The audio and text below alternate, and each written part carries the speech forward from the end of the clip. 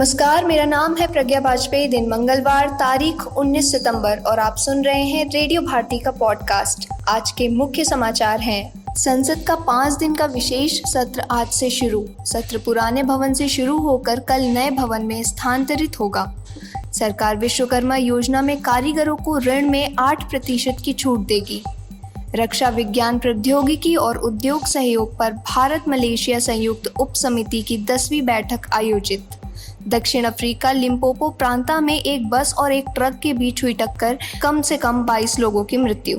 मौजूदा वित्त वर्ष में अब तक प्रत्यक्ष कर संग्रह में 23.5% अधिक की वृद्धि हुई। देश का कुल निर्यात पिछले महीने 60 अरब 87 करोड़ डॉलर रहने का अनुमान। बीसीसीआई ने ऑस्ट्रेलिया के साथ 3 मैचों की वनडे सीरीज के लिए भारत टीम की घोषणा की। एशियाई फुटबॉल परिसंघ चैंपियंस लीग का पहला मैच आज पुणे में होगा। संसद का 5 दिन का विशेष सत्र आज से शुरू होगा। प्रधानमंत्री नरेंद्र मोदी ने इस वर्ष 28 मई को नए संसद भवन का उद्घाटन किया था। संसद के 5 दिवसीय विशेष सत्र के पहले दिन संविधान सभा से लेकर संसद की उपलब्धियों, अनुभवों, स्मृतियों और सीखों पर चर्चा होगी।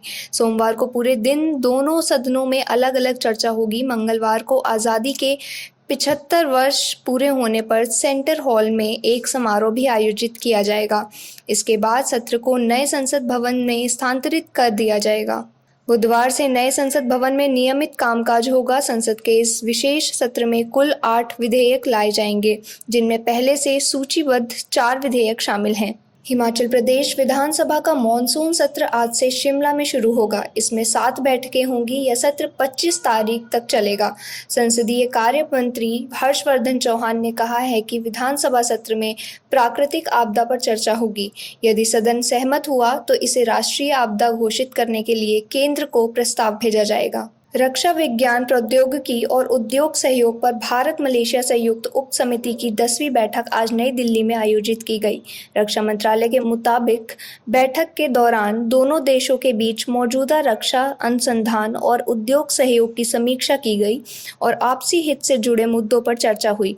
मंत्रालय ने बताया कि इस बैठक के दौरान रक्षा उद्योग क्षेत्र में संबंधित चल रही बातचीत की ओर विस्तारित करने की संभावनाओं पर भी चर्चा हुई। दक्षिण अफ्रीका के लिम्पोपो प्रांता में एक बस और एक ट्रक के बीच हुई आमने सामने की टक्कर में कम से कम 22 लोगों की मृत्यु हो गई, जिनमें अधिकतर खनन श्रमिक थे। दुर्घटना के कारण बस में भीषण आग लग गई। इस वर्ष इस क्षेत्र में हुई दुर्घटनाओं में से यह सबसे बड़ी घटना है। देश में इस वित्त वर्ष के दौरान सितंबर के मध्य तक प्रत्यक्ष कर संग्रह में पिछले वर्ष की इसी अवधि की तुलना में 23.51% की शानदार वृद्धि हुई है। इस दौरान 8,65,000 करोड़ रुपए से अधिक का प्रत्यक्ष कर संग्रह दर्ज किया गया है। पिछले वित्त वर्ष में प्रत्यक्ष कर संग्रह 7,416 करोड़ रुपए था। इस वित्त वर्ष में अब तक सकल प्रत्यक्ष कर संग्रह में भी 18.29% की शानदार वृद्धि हुई, जो 9,87,000 करोड़ रुपए से अधिक है। पिछले वित्त वर्ष में 8,34,000 करोड़ रुपए से अधिक का सकल प्रत्यक्ष कर संग्रह दर्ज किया गया था। भारत का कुल निर्यात पिछले महीने 60 अरब 87 करोड़ डॉलर होने का अनुमान है। इस अवधि के दौरान देश के इंजीनियरिंग सामान निर्यात में पिछले साल की इसी अवधि की तुलना में 7.73% की वृद्धि दर्ज की गई है। अगस्त में इंजीनियरिंग सामान का निर्यात 9 अरब डॉलर से अधिक रहा।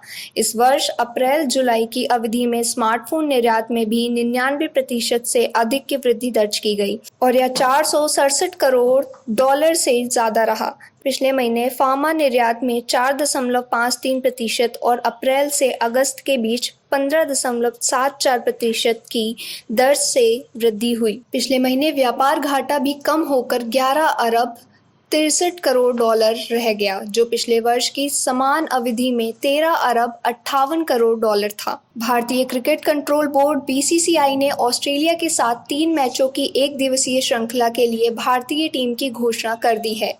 बीसीसीआई के मुख्य चयनकर्ता अजीत अगरकर ने इसके लिए 2 अलग-अलग टीमों की घोषणा की।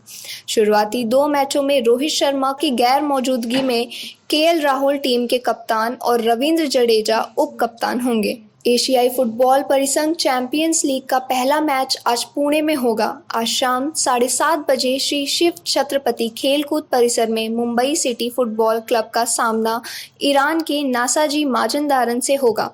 मुंबई सिटी एशियाई चैंपियंस लीग में दूसरी बार भाग ले रही है। उसने 2022-23 का Indian super league shield Jamshedpur football club को हराकर जीता था। स्टूडियो की घड़ी बता रही है अब आपसे विदा लेने का वक्त हो गया है, इस वादे के साथ कि आप बने रहेंगे रेडियो भारती के साथ। धन्यवाद।